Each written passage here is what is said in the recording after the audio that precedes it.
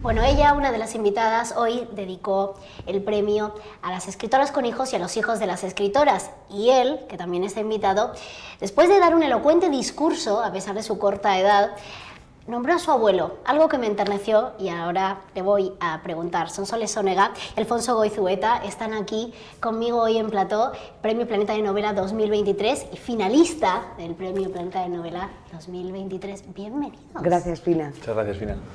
La verdad que, como os contaba antes de empezar esta entrevista, fue mi primer Premio Planeta en el que pude cubrirlo como periodista y vivirlo. Y bueno, creo que el primer tuyo también. El mío también primero, ¿eh? O sea, primeras veces. Y nada, ganó Las hijas de la criada y La sangre del padre. Así que nada, bienvenidos. La verdad que me han gustado los dos libros muchísimo. Ambas son una novela histórica ambientada en otros tiempos, en otras épocas muy diferentes entre sí.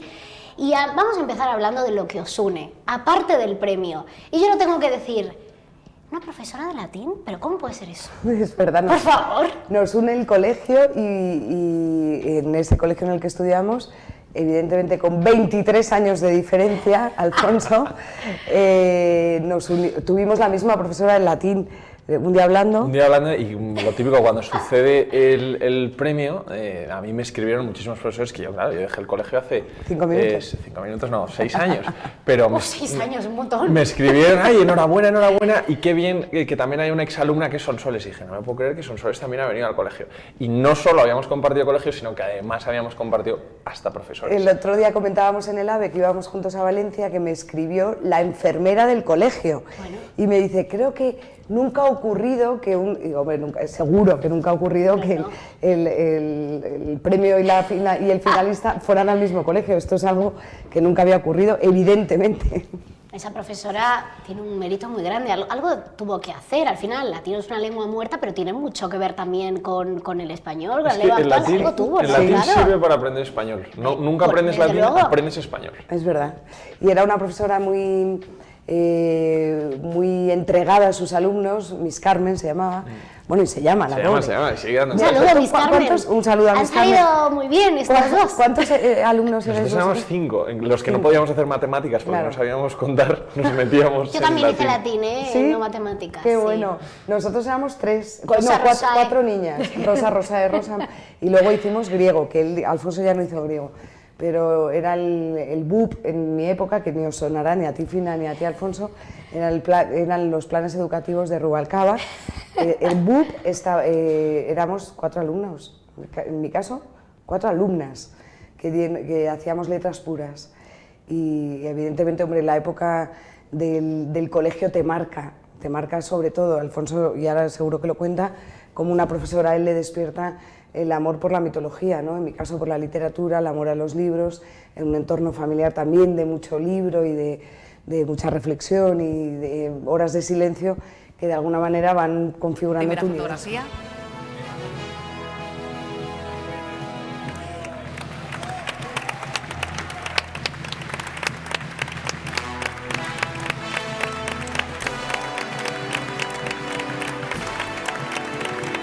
Los dos presentasteis el libro al planeta con un seudónimo, Gabriela Monte, con Otoño sin ti, y Luis Parterrío, El rey del este.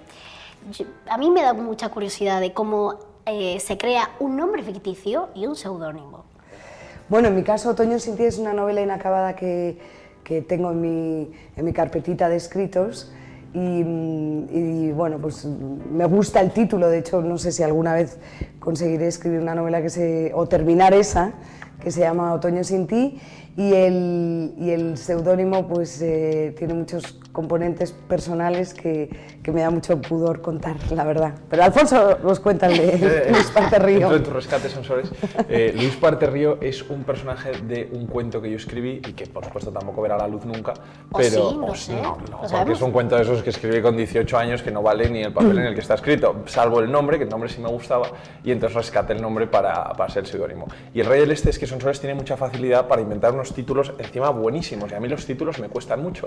Y El Rey del Este era el título provisional que yo tenía en La Sangre del Padre, antes de que fuera La Sangre del Padre, era el título del documento de Word, se llamaba El Rey del Este. Bueno, sí, así puesto. Y entonces fui con ese nombre falso. Le hubiera pegado también El Rey del También Este. mucho, No, tiene la Mucho, fuerza, La Sangre del mucho. Padre tiene mucha No, fuerza. sí, tiene fuerza. Y tiene además mucha relación con lo que es la novela en sí, ¿no? La idea del destino, del libre albedrío del Alejandro que se va buscando, que no quiere ser el heredero de su padre, sino que quiere ser su propio hombre, tenía mucho más que ver. Esa relación complicada con el padre que ya ahora vamos a tratarla. Es todo un arte saber titular un libro, aparte de escribirlo, porque creo que son fijaos, ¿no? Las hijas de la criada, La Sangre del Padre, tienen fuerza los dos. Sí, la verdad es que Alfonso siempre dice que estas novelas conversan entre ellas, dialogan, y a mí me encanta, siempre se lo robo porque me gusta mucho haber encontrado puntos de encuentro en las novelas, ¿no?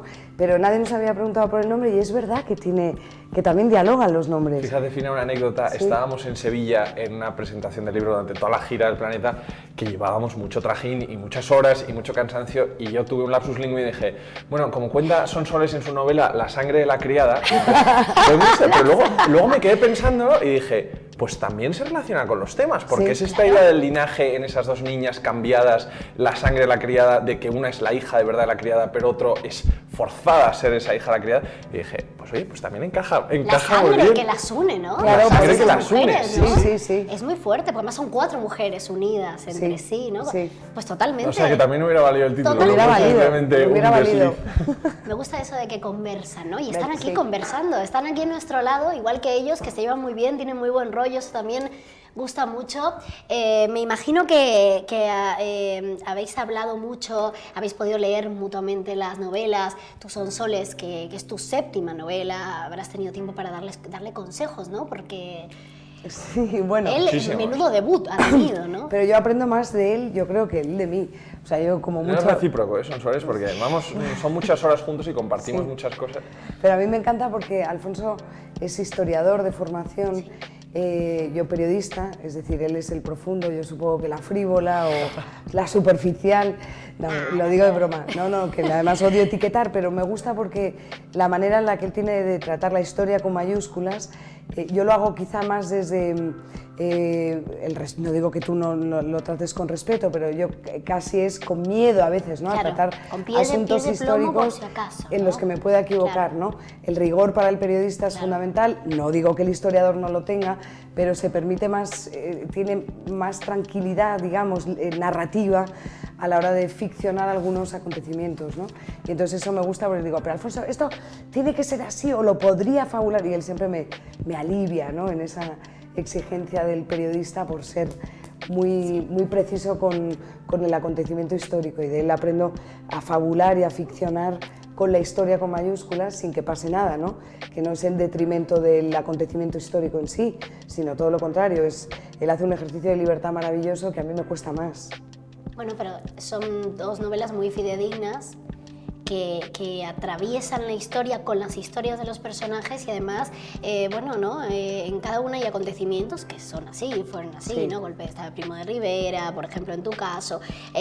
Hablamos de esta gran figura, de este gran mito, desde que es pequeño hasta que acaba, ¿no? El fin de sus días, y toda esa travesía a Oriente, y cómo va conquistando, y cómo pasa de héroe a tirano. O sea, todos esos son hechos, aunque evidentemente todo es novelado, lógicamente, ¿no? Pero Porque todo es lo una tienes que novela. novelar, y siempre hablábamos de la imaginación histórica, ¿no? De decir, pues tú tienes una novela y no es un ensayo, no es una tesis doctoral ni de lo que fue el principio del siglo, ni de lo que fue el siglo IV a.C. Entonces, al final, el ejercicio que tienes que hacer como novelista es conseguir que la ficción sea históricamente verosímil. Esa yo creo que es la clave, y eso es lo que vamos hablando mucho, Históricamente, porque, sí. porque al final esa es la clave de una novela histórica, sea cual sea el tiempo y el contexto en el que esté enmarcado, es que sea factible, que sea verosímil, que tus personajes vivieran eso, sintieran eso, hablaran de esas cosas, aunque sean personajes ficticios en el caso de Sonsoles, o personajes de cuya vida personal no se sabe tanto, como es el caso de Alejandro de la Claro, Sangre del Padre. y es Bueno, y no verdad tan que- ficticios, no son soles, porque es verdad que creo que te has inspirado en algunas historias reales que luego fuiste como construyendo paralelamente la novela, sí, ¿no? Sí, lo que pasa es que no hay ningún personaje real, Claro.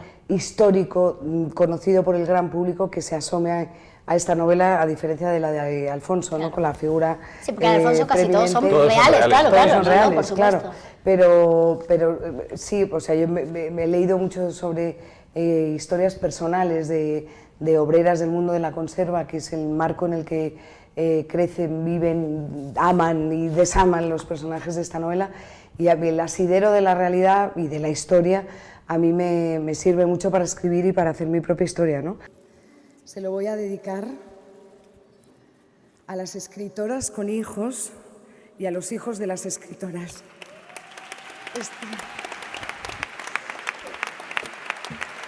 Esta noche, a los míos, a mi Yago y a mi Gonzalo, que cuando se enteren, espero que piensen que todo eso que nos hemos perdido juntos ha merecido la pena. Buenas noches, muchas gracias.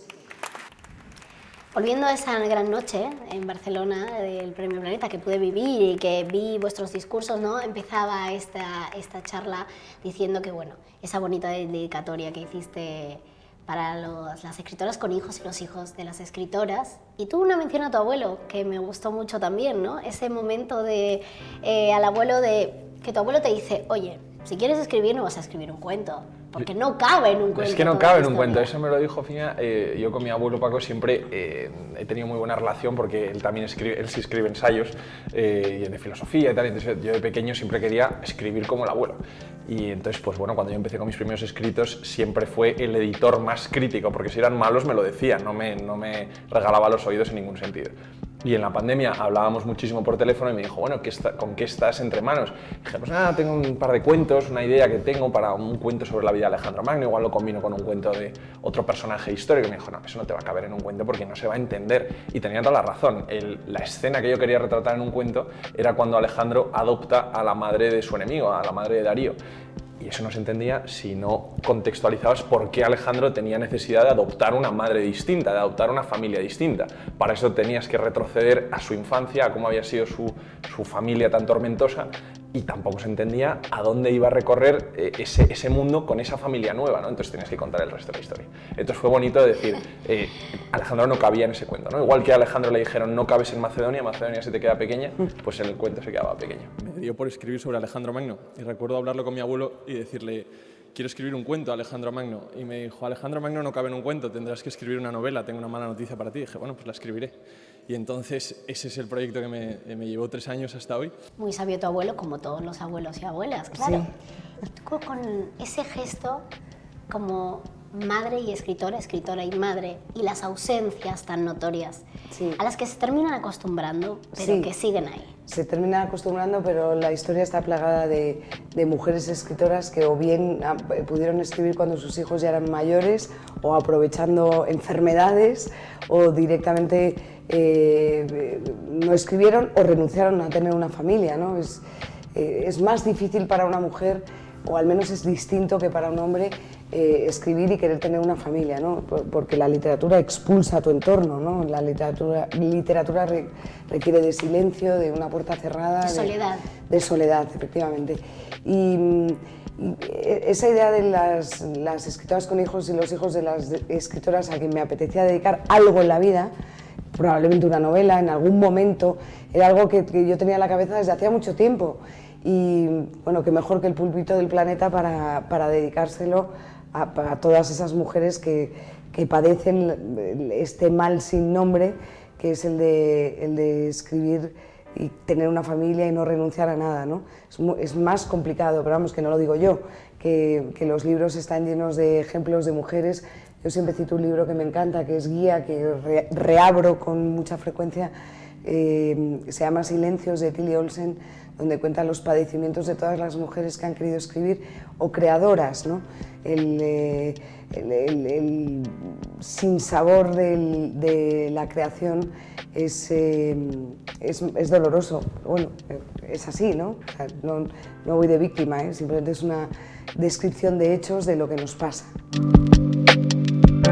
Ganas el Premio Planeta de Novela y de repente las críticas van hacia ti, críticas que, por ejemplo, quizás yo no había visto en otros anteriores, y críticas que no son constructivas en muchos casos, y yo no sé cómo te sentiste tú, pero yo creo que desde fuera muchas mujeres vimos que ese ataque también tenía algo que ver con que, no sé, ¿no? Si hubiera sido un hombre igual no hubiéramos tenido las mismas críticas, Bueno, o el mismo tipo de críticas. Probablemente en la vida lo más importante es el cómo de todo.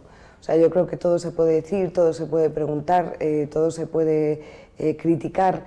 Lo que importa es la forma. Yo creo que la forma con la que se ha criticado esta novela en algún medio de leerla, comunicación... prácticamente, porque casi no había salido, o sea... Sí, bueno, leyéndola o sin leer, le concederé al crítico el beneficio de su esfuerzo, si es que lo ha hecho. Pero la forma creo que sí fue violenta, y creo que no se hubiera tratado así un libro de un hombre. En cualquier caso, he dicho, y lo diré 20.000 millones de veces, nunca me he sentido juzgada por ser mujer. Creo que tiene que ver más con algunos intereses que no me corresponde a mí identificar, ¿no? Pero el Premio Planeta siempre despierta, la verdad que ahora nos lo cuentan a Alfonso y a mí, recelos, ¿no?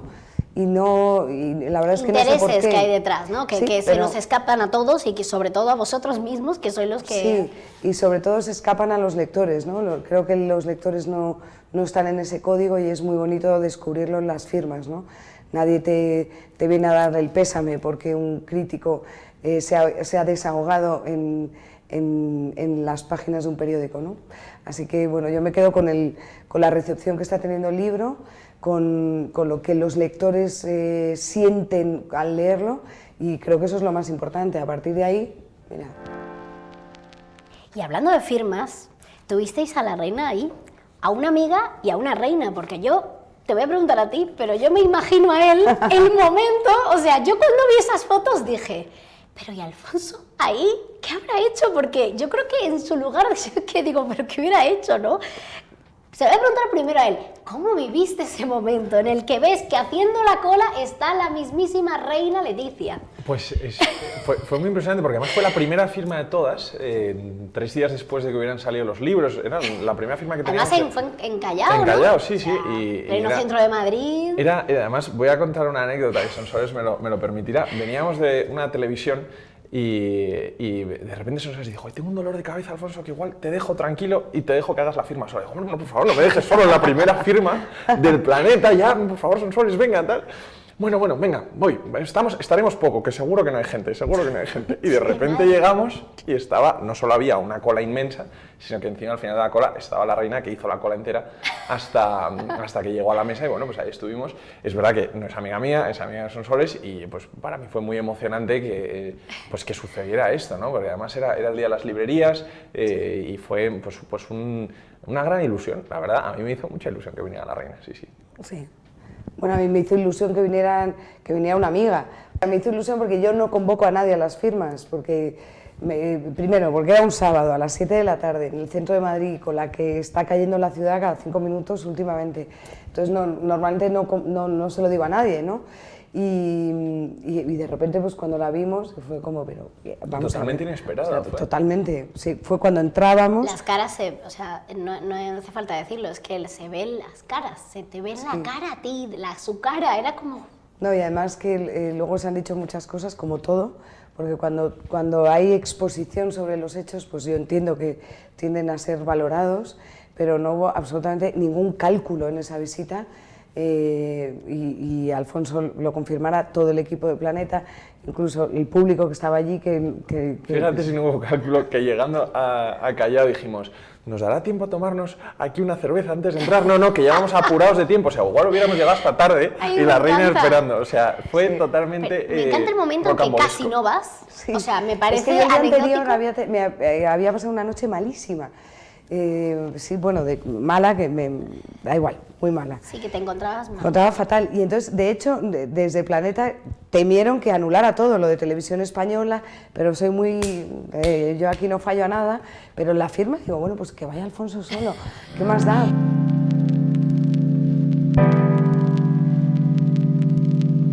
Se le veía la cara de que él estaba también muy contento. Fue muy emocionante, sí. Y muy emocionante para ti, que yo creo que yo puse una publicación, Y justo estaba hablando con una amiga periodista, que ya trabaja en otro medio, y le escribí, si no tengo compañeras y amigas así no quiero nada. Ay. Le escribí eso a una compañera de la competencia, además, que Qué es muy bonito. amiga mía. No, es que es y nos así. escribimos y nos mandamos las fotos muchas. Sí, y la pena es que había, bueno, ya hay móviles y tal, si no hubiera quedado como una visita Claro. absolutamente anónima, Claro. de alguien que va, pues, que me va a Apoyar, apoyar, sí, me apoyar va a a una apoyar, amiga. pero porque ella conoce Claro. perfectamente el tiempo que le dedica a esta novela y a tantas otras, o sea, ya cuando publiqué mi son primera 7 novela, novelas ya. sí, pues fue de las primeras personas que probablemente la leería. Bueno, es que aquella novela la debieron leer los amigos, los parientes y ya, no, la primera. te digo. Esquina Obispo es... Calle Habana, Esquina Obispo, Esquina sí. Obispo. Que ganó un premio también pequeñito, pero de una editorial pequeñita, sin casi distribución, pero ahí estaban las de siempre apoyando, ¿no? Porque esto de la literatura, insisto, requiere un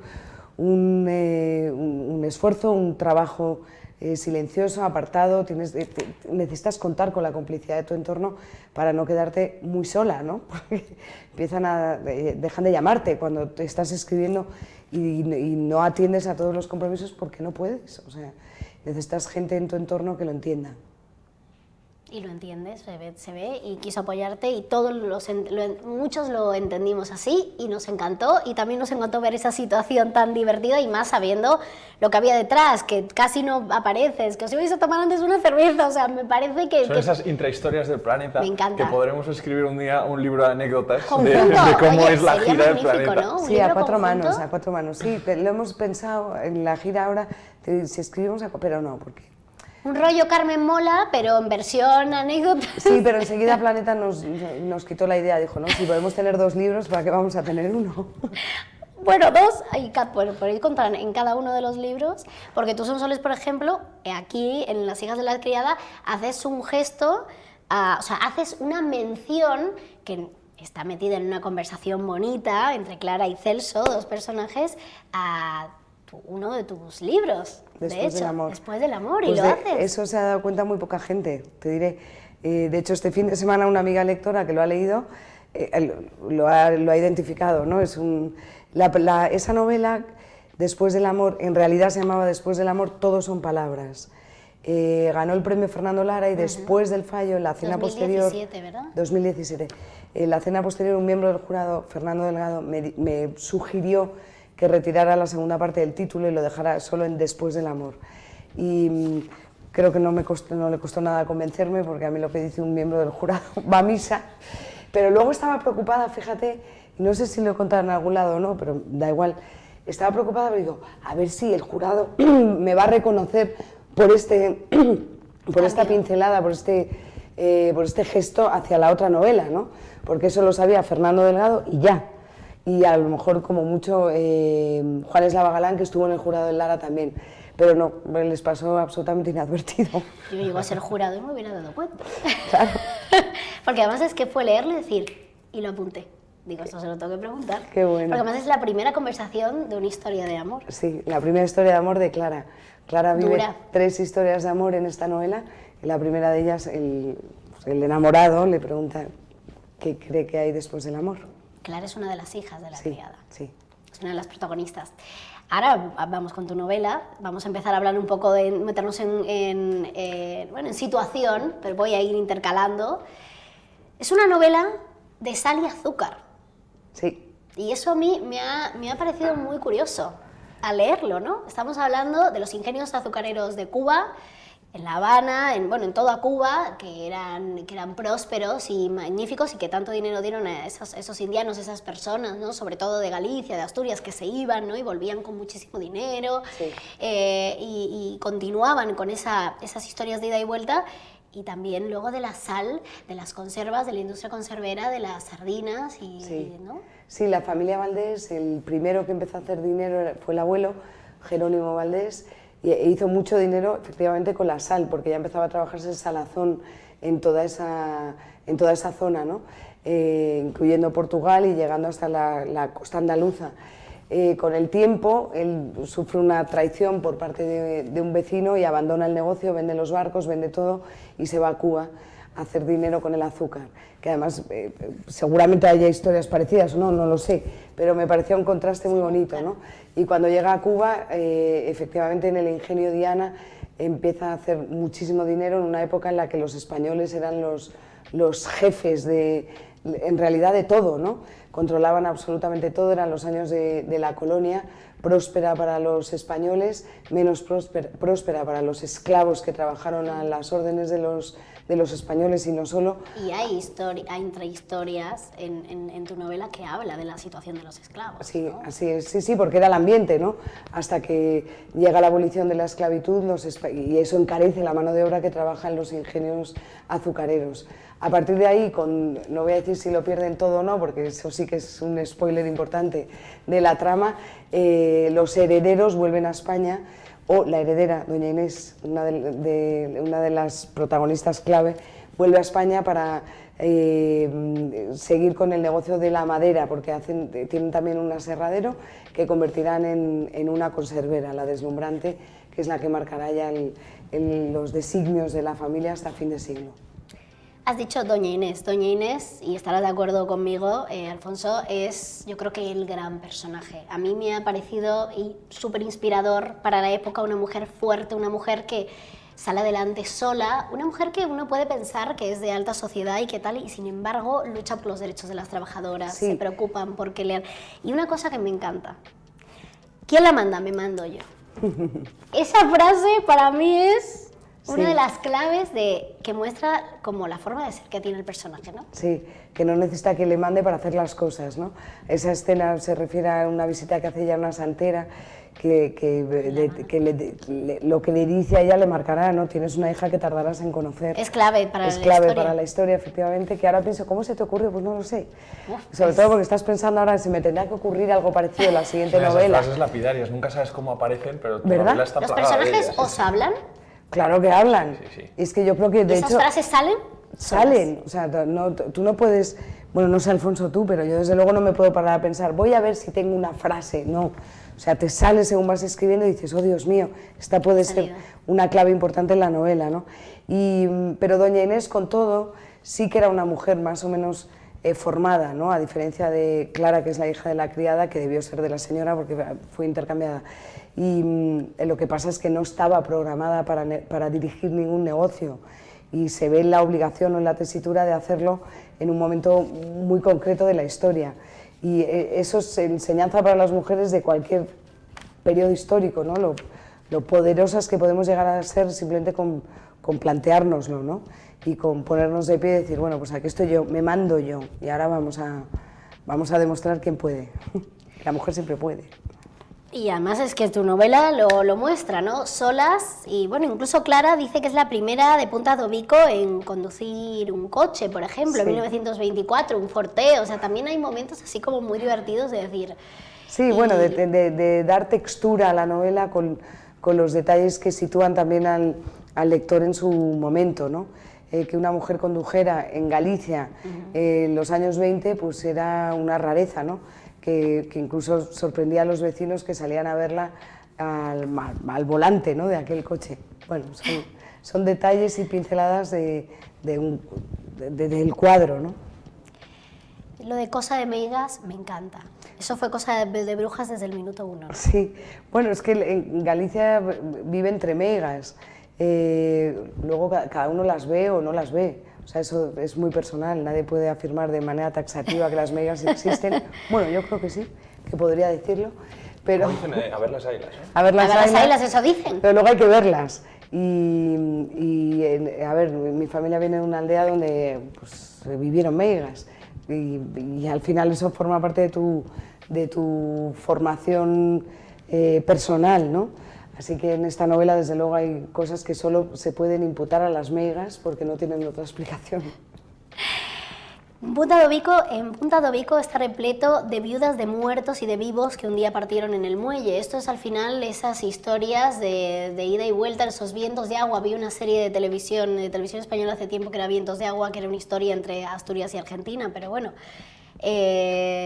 No, porque había mujeres que eran viudas porque sus maridos habían muerto y otras porque sus maridos no estaban, como es el caso no se ahogaron de Doña y no se Inés. recuperaron los cuerpos, ¿no? Bueno, toda la costa gallega está plagada de estas historias que forman parte de la historia de Galicia. Los naufragios eran muy habituales, las campañas de los pescadores que se iban por tiempos indeterminados a pescar y volvían cuando volvían y si volvían, ¿no? O sea que eso, claro, es también ambiente, no de la época en este caso, sino de la tierra. Bueno, nos vamos. Sí, nos vamos. Bueno, nos vamos, pero acabo con esta frase, amor y mar hay para todos. Sí, me encanta. Y además los lectores la están rescatando también mucho y es de estas frases que no sabes bien cómo salen, ¿no? Al principio era solo mar hay para todos, cuando doña Inés tiene que pelear con los industriales de la época para convencerlos de que cabe otra conservera entre sus negocios, que mar hay para todos, que no le va a restar ni un poquito así a los señores. Y luego Clara incorpora el amor hay para todos, que esculpe o manda a esculpir en la lápida en la que está enterrada doña Inés. Es muy bonito. Y además el final de la novela, que de verdad os tenéis que leer, Las hijas de la criada, luego también la dedicatoria final de Sonsoles es muy bonita y muy emotiva, porque bueno, habla de cómo estuvo viviendo esa Galicia de las criadas, de las mujeres que trabajaron toda la vida, de las manos arrugadas, agrietadas, con esos dolores, cansadas, ¿no? ¿Verdad? Sí, son nuestros orígenes. Había una mínima clase burguesa o aristocrática en aquella época y todo lo demás eran mujeres trabajadoras, ¿no? Y venimos de ahí, de las que han construido gracias a sus esfuerzos y a su visión el querer pelear por los derechos de los demás, pero que no le quito ni un poco de mérito a todas las mujeres ilustradas de la época también. No, de hecho, Emilia doña Pardo Inés, Bazán. la ilustrada, es de los mejores personajes que tiene la novela, o sea, que para nada, al contrario. Es más, la Renata, yo tengo que confesar que le tengo un amor-odio extraño. Claro, sin embargo, a doña Inés la adoro. Es una pobre desgraciada la Renata, la criada, ¿no? Pero Estoy de bueno, acuerdo, ¿A que sí? Es que genera, es que cómo son los personajes, ahora vamos a hablar. Hay personajes que aunque no sean malos realmente, pueden generar ciertas... hombre, ¿no? claro. Eso es lo bonito de una novela, ¿no? Sí. Que tenga los claroscuros y que haya gente que es. empatice con unos y no con otros. Eso es. Y que así se vaya forjando. Sí. Pues qué interesante, ¿nos vamos? Nos vamos. Nos vamos a mucho más para atrás.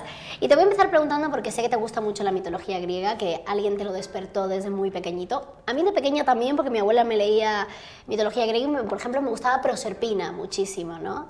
Esa diosa de la primavera, y yo jugaba que era Proserpina. Yo no sé tú, ¿qué te gustaba a ti? ¿Qué fue lo primero que a ti te gustó de la mitología? Pues fíjate, a ti te lo contaba tu abuela, a mí me lo contaba una profesora. Cuando éramos muy pequeños en primaria, empezaban las clases de los lunes contando un cuento de la mitología griega, y al resto de mis compañeros aquello les gustaba mucho, pero a mí me despertó mi vocación. Era ese mundo en el que te puedes entender, ¿no? Esos dioses griegos de alguna forma representan lo mismo que le sucede a los seres humanos, solo que de una forma exagerada, ¿no? Exponencial. Entonces eso era muy divertido de ver, y en La sangre del padre por eso hay ese componente mitológico que también existe, que también está, como si Alejandro y el resto de los personajes transitaran un mundo que es real, pero a la vez es mágico, a la vez es mítico, ¿no? Y entonces por eso digo, siempre hay como una especie como de realismo mítico, no mágico, en la novela. Pero es verdad que lo escribiste a mano. Sí. No me lo puedo creer. Eso está escrito a mano. Pero porque es mi forma de escribir. Porque está escrito a mano este libro. Sí, entero. ¿Entero? Entero, está manuscrito, Pero por favor, eso está guardado bajo llave. Eso está me guardado bajo imagino. llave, pero fíjate, Fina, una anécdota curiosa. Yo creo que era Camilo José Cela, se pelearon los que iban a ser sus herederos por los manuscritos, no me acuerdo si era de madera de bojo de uno.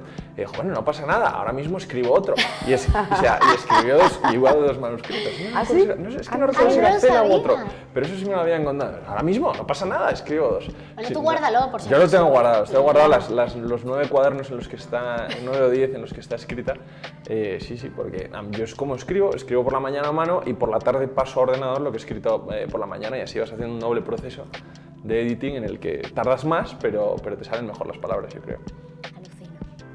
La verdad que me he quedado con ese dato. Me parece súper analógico y tiene 23 años. Sí. O sea, es maravilloso. O sea, ha ganado, es finalista del Premio Planeta y escribe a mano. O sea, ¿de qué planeta viniste? Te preguntaría un argentino. De este mismo. Partió de su casa para encontrarse a sí mismo, como un chico más de su edad, ¿no? Al final. Porque en realidad cuando él partió tenía la misma edad que tú. Tenía 22 años cuando partió, 22. 20 cuando heredó Macedonia, 22 cuando partió y a los 32 ya había muerto. ¿Y se encontró? Esa es la gran pregunta de la novela, que dejaré que los lectores la busquen, ¿no? Pero muchas veces es verdad que la novela histórica nos parece distante, el periodo es distante, pero al final lo que se encuentra aquí el lector es una persona muy familiar, le va a ser muy familiar, porque los temas que trata siguen siendo atemporales y la búsqueda de uno mismo, el querer encontrarse, el querer comprenderse, sigue siendo un reto, ¿no?, del ser humano, tanto en el siglo IV a.C. como en el 2023.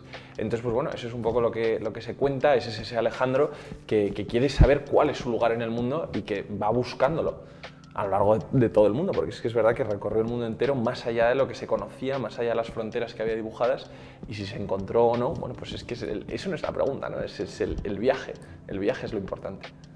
Un viaje largo y complicado, con una relación paterno-filial muy complicada también, y eso tú realmente te imaginaste, porque tú nos enseñas la parte más humana de un mito, aunque tiene hechos todos fidedignos, pero es verdad que nos enseñas esa parte humana de un chico que vivió por y para impresionar a su padre, por ejemplo, y que tenía una relación también rara con su madre. Muy tóxica, sí, pero estamos en un contexto en el que el padre de Alejandro, Filipo, tenía más de una mujer.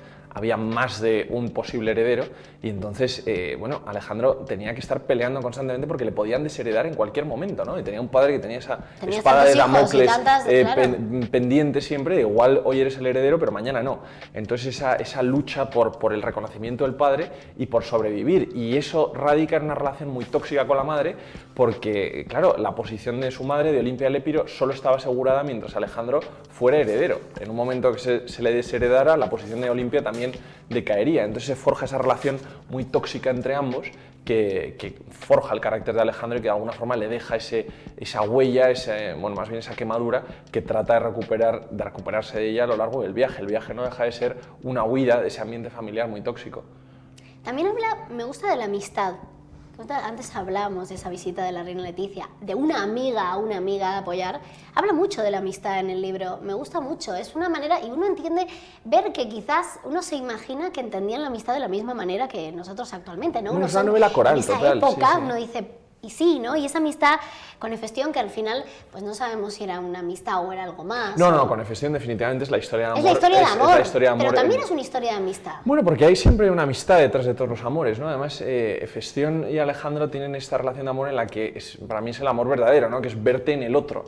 Y esa es la relación, la historia de amor principal que a lo largo de la novela es el eje central de la novela y cómo va cambiando. Pero sí que es verdad que la novela es una novela coral en la que recibimos a unos personajes que tienen 16 años al principio y que crecen juntos. Y la novela te lleva un poco de la mano con todos ellos, con Clito, con Nearco, con Ptolomeo, con Laomedonte, que son los amigos de Alejandro, también son sus generales y crecen juntos, ¿no? Es una historia de madurez, de cómo se van haciendo mayores y cómo va evolucionando esa amistad entre ambos, muchas veces rompiéndose por el camino. Alguien a quien la vida le abruma. Exacto. ¿Y la vida a vosotros os abruma lo que os está pasando? Esa está divertido, que abrume un poco. Sí. ¿Sí? No, lo que dice Alfonso, que es divertido. Esta vida que llevamos ahora, además, y que la vida te sorprenda es lo más maravilloso del mundo. Que te ocurran cosas que no has planeado, que no esperabas y que ni siquiera ni has buscado ni has trabajado para ello, ¿no? Eso es una maravilla. Yo me tengo que ir, podría estar hablando aquí horas, pero es que, a ver, Sonsoles Onega tiene que hacer un programa de televisión. Sí. Y bueno, tú además, no hemos dicho, pero tienes un podcast Tenemos también. un podcast, sí, o sea, sí. aparte de todo lo que hace, tiene un podcast. Dilo, cuéntanos. Pues la Torre del Faro, que tenemos un podcast de Spotify. Un día puedo ir yo al programa de Sonsoles y Sonsoles venir al podcast. Vale. Nos podemos hacer el cambio. Pero sí, ahí seguimos. Y hablamos de todo, de cultura, de actualidad, de historia, de ciencia, y ahí seguimos. Muchos oyentes me dicen, pero ahora con el planeta seguirás haciendo el podcast. No, digo, hombre, el podcast es lo más importante. Pues qué curioso, oye, voy a estar atenta a ese intercambio, Sí, del sí. podcast y el programa, por favor. Bueno, de verdad, Alfonso Goizueta y Sonsoles Onega, muchísimas gracias. La sangre del padre y las hijas de la criada. Gracias, Premio Gina. Planeta de Novela 2023 y finalista del Premio Planeta. Gracias por haberme dado este ratito tan bonito, tan enriquecedor y con tan buen rollo. Sí, señor. Y enhorabuena, de verdad. Gracias. Muchas gracias, Tina. Tina.